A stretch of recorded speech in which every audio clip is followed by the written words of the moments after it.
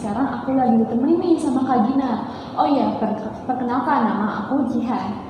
Sebelum masuk ke pokok bahasan, kali ini aku mau tanya-tanya kabar Kak Gina dulu nih. Kak Gina, bagaimana sih kabarnya hari ini? Alhamdulillah luar biasa baik. Oke, selanjutnya kita akan membahas tentang turbidimeter. Oh ya teman-teman, aku mau tanya dong, turbidimeter itu apa sih Kak? Turbidimeter kalau misalnya kita dari katanya aja ya, ada kata meter gitu. Nah di sini berarti adalah alat. Kemudian ada juga kata turbidi. Nah sebenarnya turbidi ini itu adalah artinya kekeruhan. Jadi kalau dari kata turbidimeter itu sendiri adalah alat atau instrumen yang mengukur kekeruhan gitu, Jihan. Baik, kemudian aku mau nanya nih, untuk turbidimeter kan ada penggunaannya ya Kak? Nah, penggunaan turbidimeter itu untuk apa aja sih? Oke, kalau untuk penggunaannya kan kalau dari tadi ya, yang dari awal ya kita udah bahas bahwa turbidimeter ini kan untuk pengujian kekeruhan. Jadi yaitu untuk menganalisa kekeruhan pada sampel tertentu. Dan biasanya yang sampel yang digunakan itu adalah air. Khususnya memang di Indonesia itu banyak kan pengujian itu di lab-lab ya, apalagi misalnya lab lingkungan itu kebanyakan menguji tentang air. Jadi turbidimeter ini memang terkenalnya di Indonesia untuk menguji air, padahal itu bukan hanya air, banyak juga sampel-sampel lainnya seperti suspensi bakteri juga bisa menggunakan turbidimeter gitu. Oke, jadi turbidimeter itu adalah alat untuk mengukur kekeruhan ya teman-teman.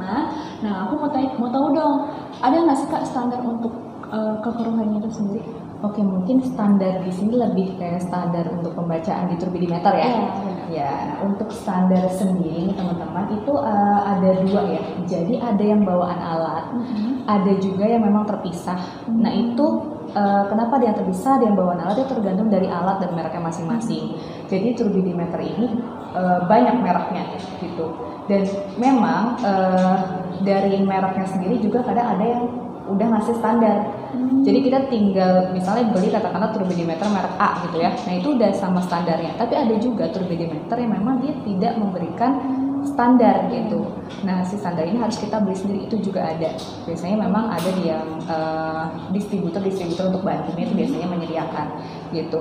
Nah si standar ini itu dikasihnya bukan cuma satu biasanya kalau untuk turbidimeter itu banyak gitu ya, biasanya dalam bentuk rentang katakanlah 0 sampai 1000 atau 0 sampai 100 itu biasanya udah ada di dalam instrumen itu sendiri atau di alat itu sendiri.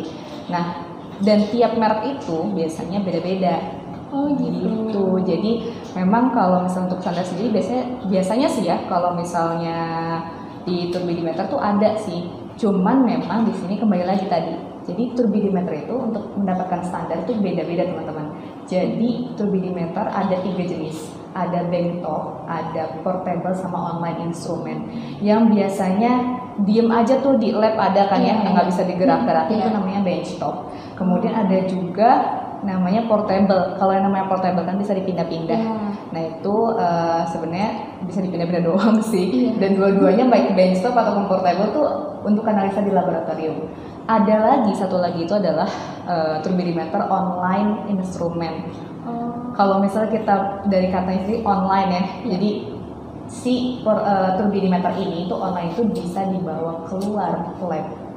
Biasanya digunakan jadi pengujiannya bisa untuk in situ ya? Betul, jadi di luar. Jadi dia itu biasa digunakan untuk sampling.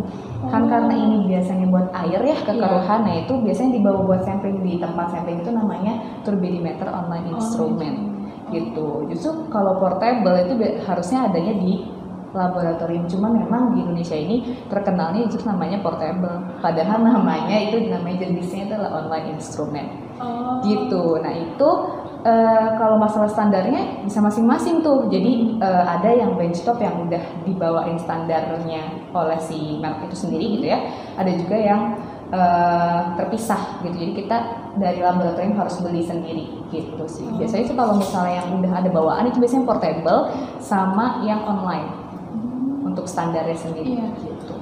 Iya baik, karena di Indonesia jadi yang namanya terkenal portable itu pasti ya dibawa kemana-mana ya Kak ya? Iya, padahal memang kalau yang dibawa sampling itu bukan portable namanya ya, jenisnya namanya online instrument.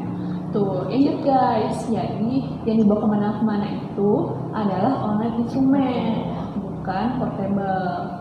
Selanjutnya nih Kak, aku mau nanya dong tips and trick untuk pemilihan standar kekeruan itu ada nggak sih? Oke, ada nih. Kenapa sih dari kita harus perlu tahu ya tips dan trik pemilihan standar? Karena gini, karena beberapa kasus di laboratorium itu ada yang ngukur standar itu nggak semua. Jadi kan kita kan dikasih standar nih, 0 sampai 100. Katakanlah 0, 20, 40, 60, 80, 100 gitu ya.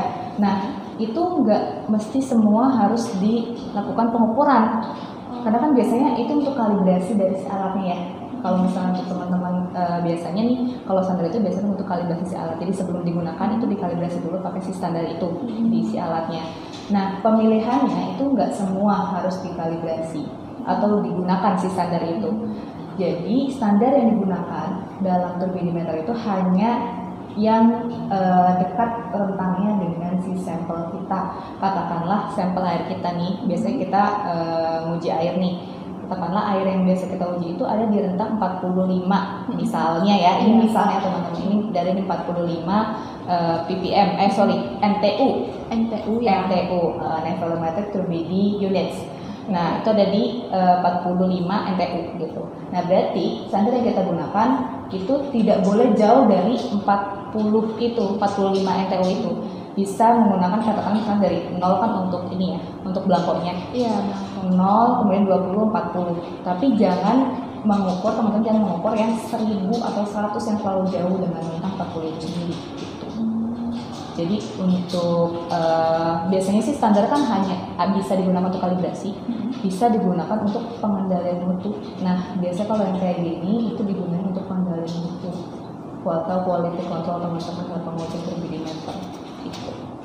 Oke, jadi kita kalau mengukur sampel itu harus dekat dengan standarnya gitu ya Kak ya? Kalau kita mau milih standar yang dekat dengan konsentrasi sampelnya, maksudnya gitu. Gitu guys. Oke, sekarang aku mau nanya nih.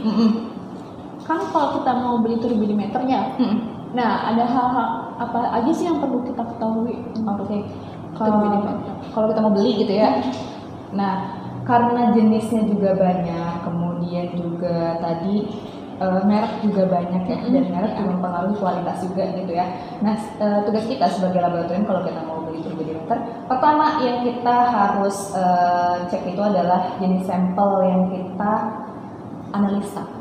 Jadi tujuannya apa beli turbidimeter? Jangan sampai kita beli turbidimeter nggak tahu buat menguji apa.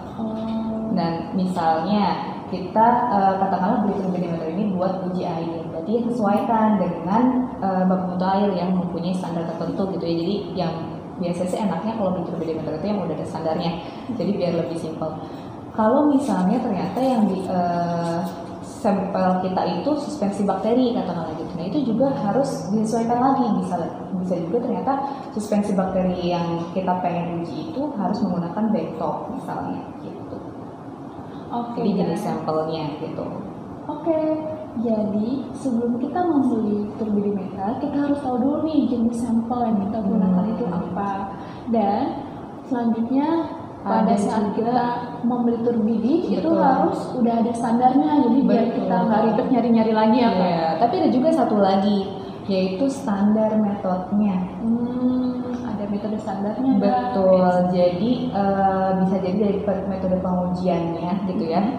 Mungkin kan ada beberapa yang mempersyaratkan ya, tapi ini kalau misalnya di SNI jarang sih yang mempersyaratkan harus merek ini enggak cuma turbidimeter aja. Cuma kan ada beberapa juga mungkin metode yang teman-teman gunakan itu bukan cuma metode SNI, tapi metode internasional juga yang ternyata dia mempunyai persyaratan.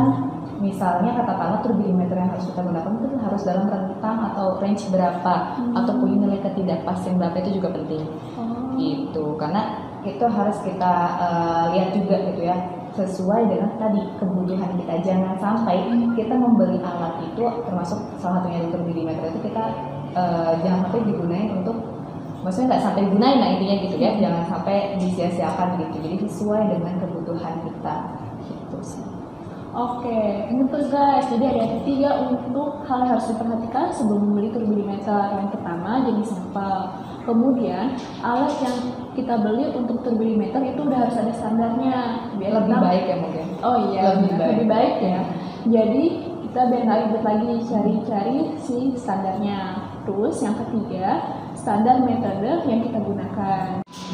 Oke deh guys, mungkin itu saja yang bisa kita sampaikan pada pokok bahasan tentang turbidimeter yang disampaikan oleh Kak Gina. Semoga menambah ilmu baru untuk sahabat Letmania. Jangan lupa di like, subscribe, dan komen di YouTube channel kami. Bye guys, salam Letmania.